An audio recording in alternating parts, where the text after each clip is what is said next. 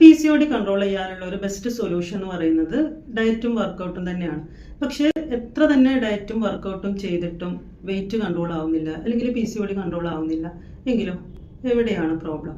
PCODയിൽ 3 hormones കാരണമാണ് weight gain ഉണ്ടാകുന്നത്. വണ്ണമുള്ള PCOD പേഷ്യൻസിൽ ഇൻസുലിൻ റെസിസ്റ്റൻസ് പൊതുവേ ഹൈ ആയിരിക്കും. അതുകൊണ്ട് തന്നെ ഇൻസുലിൻ ഹോർമോണിന്റെ അളവ് കൂടുതലായിരിക്കും. ഇൻസുലിൻ ഹോർമോൺ നമ്മുടെ ബോഡി ഫാറ്റ് കൂട്ടുന്ന ഒരു ഹോർമോണാണ്.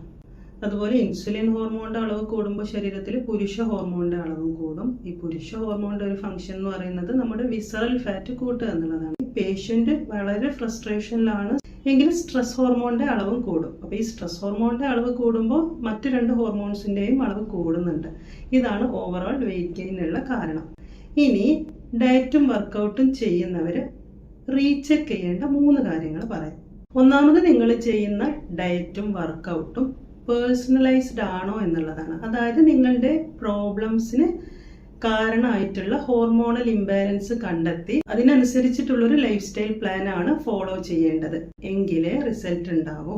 രണ്ടാമത്തെ കാര്യം, സ്ലീപ്പ് പ്രോപ്പർ ആണോ എന്നുള്ളതാണ്. ഹോർമോൺ ബാലൻസ് ചെയ്യണമെങ്കിൽ സ്ലീപ്പ് പ്രോപ്പർ ആയിട്ട് നടക്കണം. നമ്പർ 3, സ്ട്രെസ് ആണ്. ഇനി ഇതെല്ലാം ചെയ്തിട്ടും നിങ്ങൾ സ്ട്രെസ്സിലാണ് എങ്കിൽ സ്ട്രെസ് റിലീവ് ചെയ്യാനുള്ള ടെക്നിക്സ് കൂടെ ഫോളോ ചെയ്യേണ്ടതായിട്ട് വരും.